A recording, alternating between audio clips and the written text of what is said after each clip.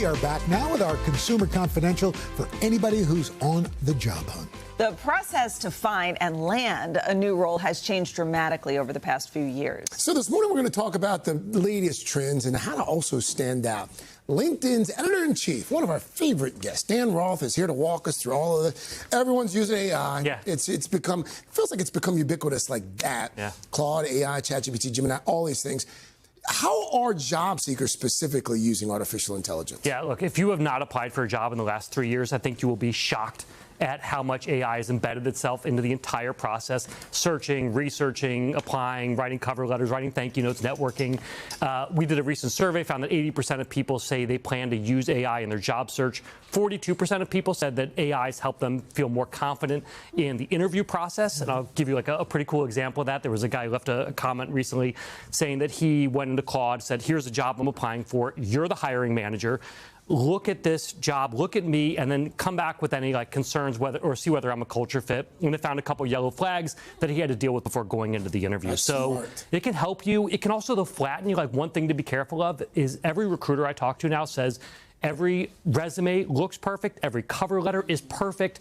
So standing out is more difficult than it has been in the past. You got to find ways to make sure that you express what it is that you uniquely do. Well, to that point, though, if everyone's using sort of the same tools, how do you stand out? Yeah. So number one is you have to talk about the areas that you are, where you've shown impact, where you have driven something within your company. You want to be ready with examples. So once you get to the actual interview, so first of all, the interview process has changed. The first interviews you're going to do are probably with a robot at this point, like a chatbot, or you have to answer like questions on a phone. So you submit your video questions, and then that gets sent through AI, and then it comes back, and you can see whether you actually get to a human interviewer.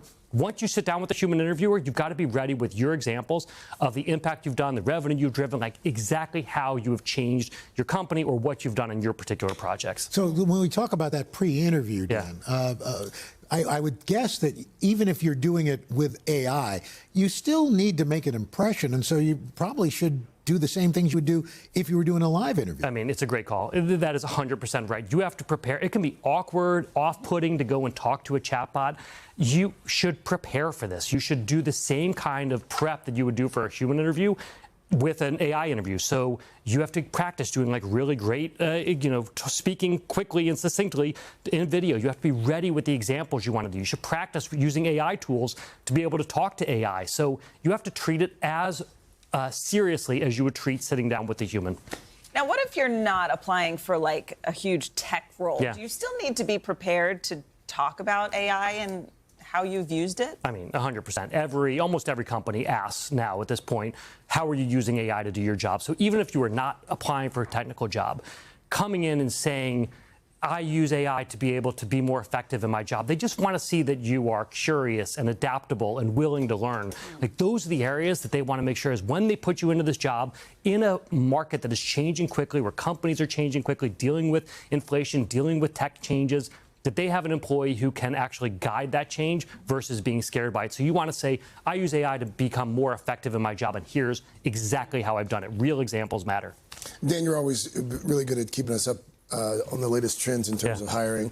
What are employers looking for specifically right now? Yeah, I mean, the biggest change that we've seen is that they are hiring based on skills. So recent data we found shows that 50% of recruiters are using skills when they're starting their search. That's a big change from a world where you would look at diplomas or what someone's job title is. So now it's like, can you do the things that we need you to do? That is great. That means there's less emphasis on like perfect career arcs, and there's much more emphasis on being able to actually accomplish things within your job. Now, that changes how you do the interview. When you go into an interview, they want to know things like how have you applied judgment? How are you adaptable? Like one of my favorite examples is Amazon asked this question. When you get in there, they say, what's a time that you failed and what have you learned from that? And it's that second part that matters to them is what have you learned from it? You have to be able to say, look, when I failed and here's how I dealt with it and this is what I did next, because they're looking to see how you will adapt in a very fast-moving, fast-changing environment. So that's the secret. Wow. You're always. I mean, when I get fired, you're my first call. Call me. First call. Thank you.